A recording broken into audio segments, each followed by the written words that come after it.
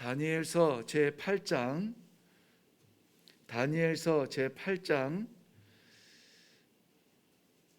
26절 27절 두 절 보겠습니다. 다니엘서 제8장 26절 27절입니다. 우리 같이 합독합니다. 시작. 이미 말한 바 주야에 대한 환상은 확실하니 너는 그 환상을 간직하라. 이는 여러 날 후의 일임이라 하더라.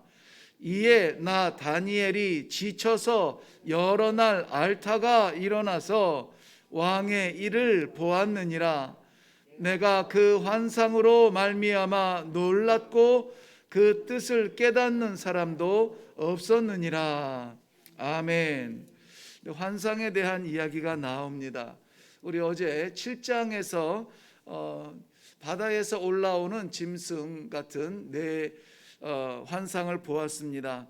사자가 올라오고 곰의 형상을 가졌는데 이 사이에 갈빗대를 여전히 세 개를 물고 있고요. 빠른 표범이 날개를 달고 올라오고요. 그리고 형상이 불분명하지만은 그러나 극악하고 빠르고 강력한 그러한 짐승이 올라왔습니다. 이것은 계속되어지는 역사 속에 나타나는 제국들을 말씀하고 있었죠.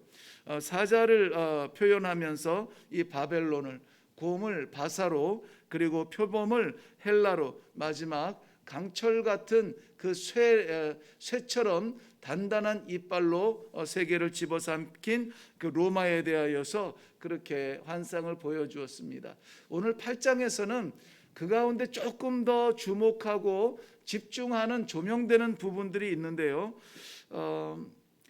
바사와 헬라에 대한 이야기입니다. 이 환상은 우리 8장 3절 한번 가서 볼까요?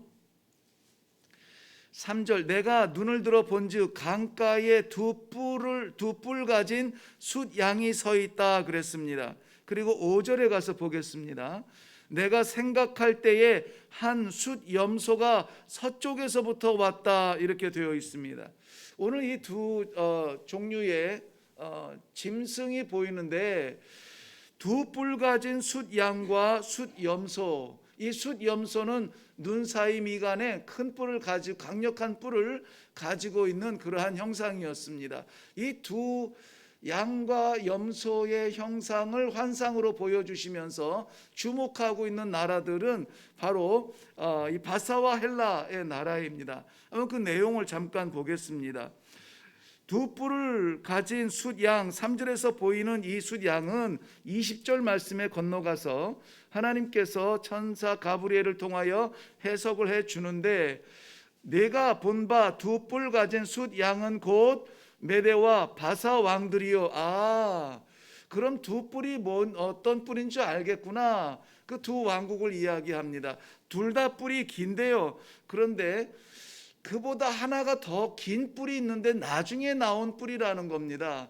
원래 메대와 바사는 분리된 나라였죠. 그래서 이 메대의 다리오 왕과 바사의 캄비세스 왕이 그 정략적인 결혼을 시키는데, 메대의 다리오 왕의 딸과 바사의 캄비세스의 아들인 고레스가 결혼을 함으로 인해서 메대와 바사가 합류가 되죠. 원래는 이 메대가 더 큰 나라였지만은 결혼하며 왕의 자리에 오른 그 아들이 이 바사의 왕이 되었습니다. 그래서 나중에 난 뿔이 더 크게 자라서 바사라 우리는 인식하고 있습니다. 페르시아 제국이 됩니다. 그리고 5절에 나오는 이 숫 염소는 하나님께서 21절에 해석을 하는데요. 털이 많은 숫 염소는 곧 누구래요? 헬라 왕이요. 그의 두 눈 사이에는 큰 뿔은 곧 그 첫째 왕이라 그랬습니다. 첫째 왕이라고 하는 것은 순서적인 왕이라기보다는 주목받는 두드러진 왕을 말하는데요. 그건 알렉산더를 이야기합니다. 이 전체 내용을 다 보지는 못합니다만은 아주 빠르고 강력하게 이 세상을 집어삼키는 빠른 그러한 모습으로 정복을 해 나가죠. 그런데 이 8절 말씀 좀 볼게요. 제가 이 묵상하는데 너무 이 내용이 재밌어가지고 왔다 갔다 하면서 봤습니다. 숫 염소 즉 헬라 나라 제국이 스스로 심히 강하여 가더니 강성할 때에 그 큰 뿔이 꺾이고, 큰 뿔은 뭐라고요? 알렉산더 대왕이 꺾이고 나중에 이제 나타난 역사입니다마는, 그 대신에 현저한 뿔 넷이 하늘 사방을 향하여 났더라. 알렉산더가 죽은 이후에 그의 부하 장군 4명이서 그 나라를 쪼개게 됩니다. 그런데 그 가운데 이 셀류쿠스 왕가를 세우게 되는데, 그 후손 가운데 에피파네스라고 하는 왕조가 세워지게 돼요. 에피파네스는 그 유대 지역을 다스리게 되는데요. 우리 9절 말씀 볼게요. 9절 말씀 보면 그 중 한 뿔이 그랬죠. 이 한 뿔은 셀류쿠스, 4뿔 중에 하나니까는 셀류쿠스 가문을 이야기하는데, 거기에서 또 작은 뿔 하나가 나서 이 작은 뿔이 안티오쿠스 에피파네스를 이야기해요. 작은 뿔 하나가 나서 남쪽과 동쪽과 또 영화로운 땅을 향하여 심히 커지더니, 영화로운 땅을 향하여 심히 커졌다. 근데 나라가 커지고 왕의 세력이 커지는 것은 좋은데요, 이 에피파네스, 안티오쿠스 에피파네스라고 하는 사람이 역사적으로 유명한 배경을 가지고 있는 것은 무엇이냐면은 이 영화로운 땅 유대인들에 대한 핍박이에요. 그리고 예루살렘 성전에 대한 모독입니다. 에피파네스라고 하는 뜻 자체가 신의 현현이라는 의미를 가지고 있는데요, 그래서 자신을 어떤 알렉산더나 그리스의 그런 제우스라, 아무튼 이 신적 존재들의 또 다른 현현이다, 이렇게 해서 자기의 모습을 동상으로 세워서 예루살렘 성전에 세워놓고 하나님께 드리는 제사를 드리지 못하게 합니다. 하나님의 성전에서 제사가 무너집니다. 그 성전에 우상을 세웁니다. 거기에서 우상을 섬기는 온갖 추하고 더러운 짓들을 그 안에서 합니다. 이스라엘 백성들, 유대 민족의 이 신앙의 정체성을 완전히 무너뜨립니다. 그래서 어떤 사람은 이 에피파네스, 신의 현현이라고 하는 그 이름을, 별명을 뭐라고 붙이냐면은 에피마네스라고 그렇게 붙여요. 에피마네스, 이 글자 하나 바뀌었지만은 에피마네스라는 뜻은 미친 사람이라는 뜻이에요. 미친 사람. 미치지 않고 어떻게 저렇게 할 수가 있어? 미쳤다, 이렇게 부를 만큼 그는 폭정과 광인처럼 그렇게 거침없는 그러한 정치를 했던 사람입니다. 그런데 그 내용이 10절부터 14절까지 나오는 내용에 어떻게 성전을 더럽히며 어떻게 우상화를 했는지, 이것이 제한적이라고 하는 겁니다. 마지막 14절에 보면은 그가 내게 이르되 2300 주야까지, 그때까지니 그때의 성소가 정결하게 되리라.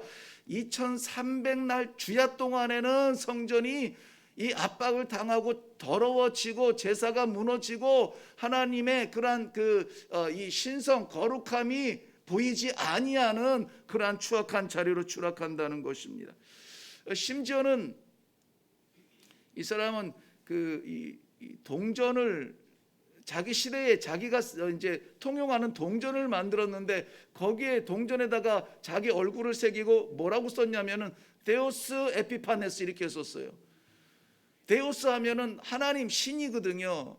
하나님, 신의 현현이 바로 여기 있다, 동전에 그렇게 새겨 놓을 만큼 그야말로 하나님이 없는 그러한 통치를 하고 하나님을 믿는 백성들을 무너뜨렸던 그러한 통치를 합니다. 이것이 이 숫 양과 숫 염소에 이어져 가는 역사를 오늘 좀 조명하고 있습니다. 물론 이 11장에 가 보면은 조금 더 이 에피파네스의 예루살렘 성전을 모독하고 추악하게 만든 부분들이 더 보이게 됩니다. 저는 오늘 거의 많은 시간을 할애를 해서 이 헬라 바사와 헬라 나라의 이어짐과 왕조의 일어서고 무너짐과 그들이 어떻게 다스림과 모양과 이런 것들을 나누었습니다. 강력하고 막을 수 있는 것이 없었습니다. 뭐 달려드는 그 기세가 파도처럼 밀려 들어와서 세상에서 저항할 수 있는, 그것을 거부할 수 있는 힘이 전혀 없었습니다. 세상의 풍조는 이렇게 바뀌었습니다. 뿔 달린 숫 양이 일어나면은 그의 세계가 되었습니다. 뿔 달린 숫 염소가 일어나면 그의 세계가 되었습니다. 이 환상을 보면서 이 환상 계속 해석이 계속 되는데요. 25절까지 마지막 26절에 하나님께서는 이 환상을 본 다니엘에게 이렇게 말씀하십니다.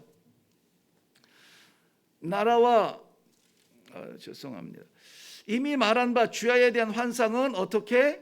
확실하다. 이건 일어난다는 거예요. 예언이며 환상이지만 반드시 일어난다는 겁니다. 너는 어떻게 합니까? 그 환상을 뭐 하라고요?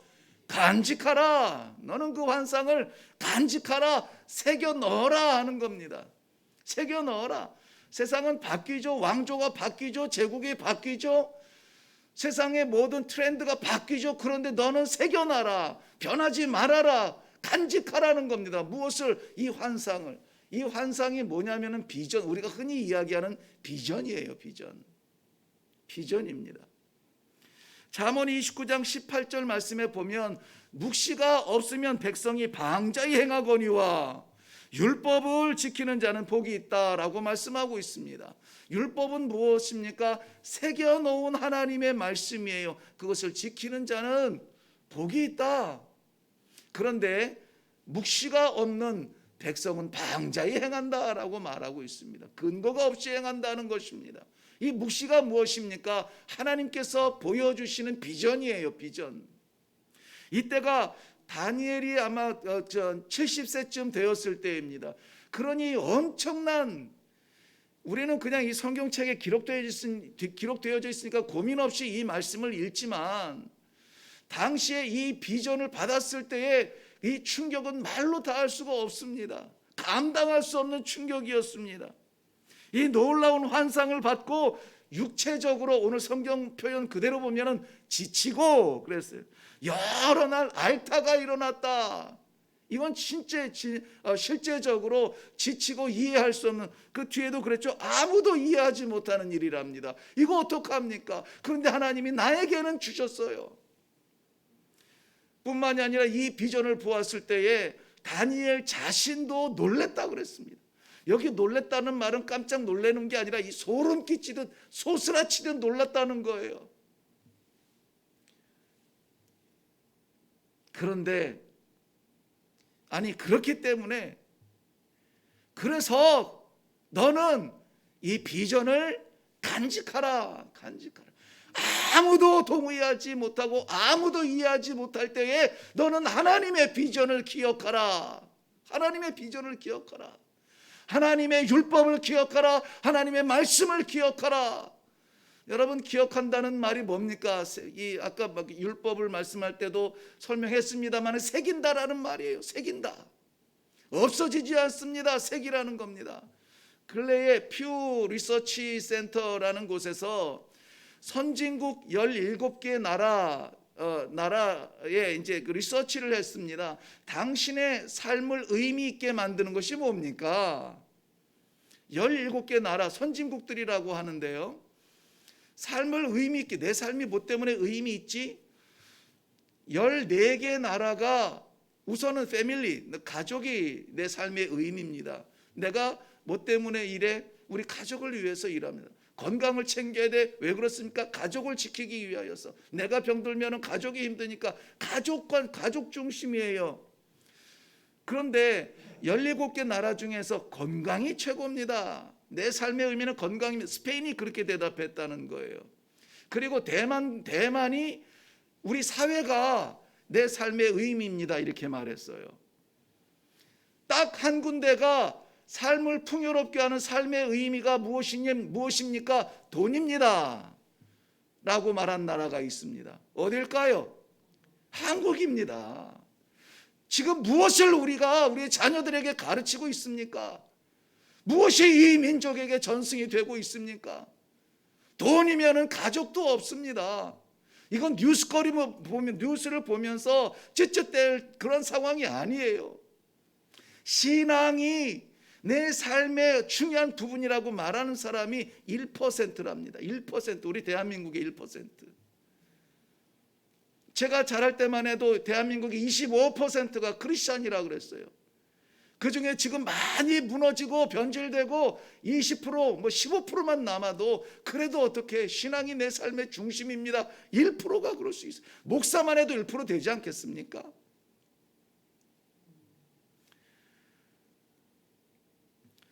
이 말씀을 묵상하는데 너무 무거워서 이 말 간직하라는 말을 좀 어떻게 새겨 넣을까 하다가 재미있는 이 언어 유희를 좀 제가 생각을 했어요. 이건 제가 차관에 낸 거예요. 우리 아빠들이 좋아하는 게 이제 차를 좋아하잖아요. 차 중에서 물론 뭐 다양한 차를 좋아합니다만 한국의 대세는 뭡니까? SUV죠. SUV가 그 스포츠 유틸리티 베이클이라고 하는 거예요. 그 앞에 자만 꺼내서 SUV인데요. V죠. 오늘 이 말씀을 묵상하는데 그게 떠올라요. SUV. 이 한국의 사람들이 지금 자동차 문화를 바꾸고 있는 이때에 신앙의 SUV 한번 간직해 보지 않을래? SUV가 뭐냐면 Seal up the vision이에요. Seal up the vision. 그러니까 Seal에서 S, up에서 U, vision에서 V예요. 뭐 나도 SUV 좋아하지만은 그래도 그것보다 훨씬 이 하나님의 비전을 seal up, 이 간직하기로 했습니다. 사랑하는 성도 여러분, 세상의 역사는 하나님의 섭리대로 흘러가게 되어 있습니다. 숫양이 나오기도 하고 숫염소가 득세하기도 합니다. 그러나 그 장황하게 역사를 오늘도 기록하고 또 기록될 거지만은 하나님께서 그의 사람들에게 기대하고 그 사람들에게 바라는 것은 무엇이냐? 비전을 기억하라는 거예요. 비전을 간직하라는 것입니다. 실업하라, 꽉 도장 찍고 그 누구에게도 빼앗기지 말아라. 이건 내가 너에게 주는 나의 약속이다라고 하는 것입니다.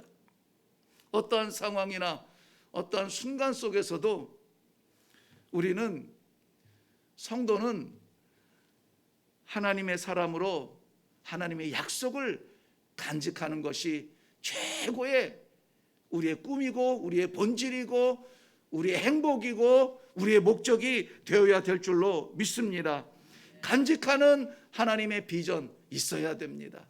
오늘도 우리가 어디에 가서 무엇을 하며 누구를 만날지라도 새겨진 하나님의 언약의 말씀이 있어야 돼요. 내가 이것 때문에 산다.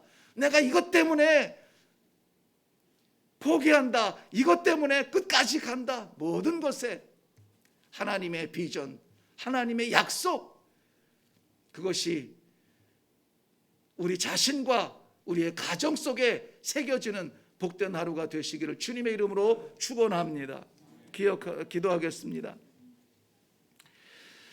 살아계신 하나님 아버지, 모든 것이 활발하며 모든 것이 풍요로우며 모든 것이 화사하지만 그러나 우리의 마음만큼은 어느 것에도 빼앗기지 않고 흔들리지 않고 꼭 바라보며 오늘 살아가기를 원하는 주의 말씀, 주의 비전을 간직하기를 원합니다. 그것을 위하여서 말씀을 허락하여 주셨사오니 우리의 마음 빼앗기는 그 모든 것들을 제치고 하나님의 말씀을 새기는 귀한 성도들, 귀한 가정, 귀한 가문, 귀한 교회 되게 하여 주시옵소서. 감사드리며 예수님의 이름으로 기도하옵나이다. 아멘. 오늘 말씀의 제목은 두말할 것도 없이 환상을 간직하라입니다. 이것은 비전입니다. 비전을 간직하라라는 말씀이죠. 세상의 권력에서 오는 것, 세상의 풍조에서 오는 것, 세상의 풍요로움에서 오는 것 아니고 하나님께서 주시는 비전이에요. 하나님과의 약속입니다. 하나님의 말씀을 통하여서 내게 주신 그 비전을 간직할 수 있기를 바랍니다. 빼앗기지 마세요. 연약하여서 흔들리고 의심스러워서 눈물 나고 가슴 치며 막 두려워서 도망하고 싶을 때에 여지없이 나타나서 여지없이 빛을 발하여서 우리를 다시 하나님의 자녀의 자리로, 말씀의 자리로 불러주실 그 비전, 내 마음에 새겨진 비전 없으면 오늘 아침에 새겨달라고 기도하세요. 아버지, 내가 이제까지 몇십 년을 신앙생활했는데 아버지의 비전이 뭔지 모르겠어요. 나에게 새겨주신 아버지의 비전, 아버지의 꿈, 아버지의 약속은 무엇입니까? 한 단어라도, 한 문장이라도, 성경 한 말씀이라도 새겨주세요. 이 아침에 하나님의 비전을 위해서 기도하시고 그것을 간직하기 위하여서 다짐하는 기도하시고, 그리고 오늘 하루의 삶을 하나님 앞에 맡기고 내려가는 귀한 아침 되기를 바랍니다. 우리 다 같이 함께 기도하도록 하겠습니다.